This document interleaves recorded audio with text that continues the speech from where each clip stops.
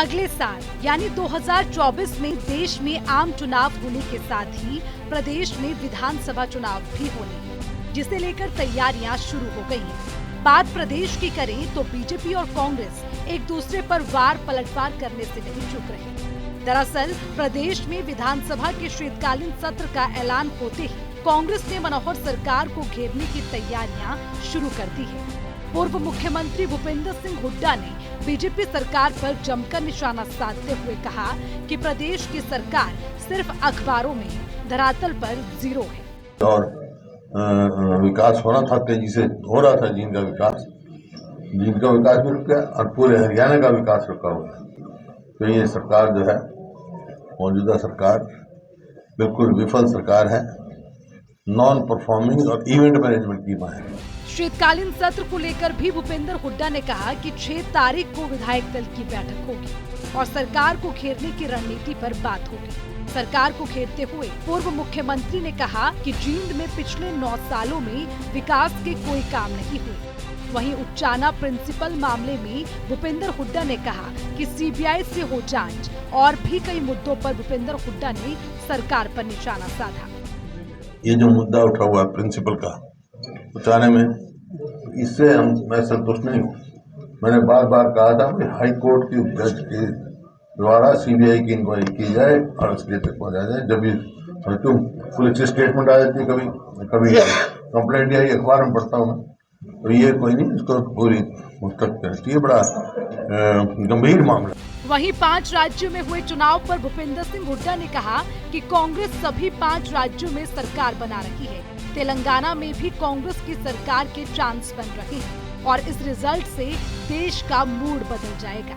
Congress Chhattisgarh, Madhya Pradesh, Rajasthan Congress party की सरकार है और तेलंगाना में भी ज्यादा चांसेस कांग्रेस के। 6 तारीख को विधायक दल की मीटिंग बुलाई है मैंने चंडीगढ़, तो सारी विषयों पर चर्चा होगी। क्या क्या कॉलिंग अटेंशन लाना है, एडजर्नमेंट मोशन लाना है, क्या कार्रवाई करेंगे। इससे इतर रोहतक से बीजेपी सांसद डॉक्टर अरविंद शर्मा ने द्योहली की जमीन को लेकर कांग्रेस पर जमकर हमला बोलते हुए कहा कि कांग्रेस ने अपने शासनकाल में हजारों एकड़ जमीन से अपने वारे न्यारे किए हैं। सुनिए। पिछली सरकार ने, खासकर पिछली सरकार ने इसका भरपूर फायदा उठाया, भ्रष्टाचार में इसका भरपूर फायदा उठाया। किस तरह से उठाया? हजारों एकड़ जमीन लोगों को डरा करके, जो दौड़ीदार थे, जो उसके वाकई में मालिकाना हक जिसके पास था, गरीब आदमी, जिसमें ब्राह्मणों के साथ साथ नाई भी थे, बैकवर्ड के लोहार भी थे, बैकवर्ड बिरादरी से थे, ब्राह्मण बिरादरी से थे, मेजोरिटी ब्राह्मण बिरादरी, उनको डरा करके, उनको भगा करके वो जमीनें अपने नाम करा ली।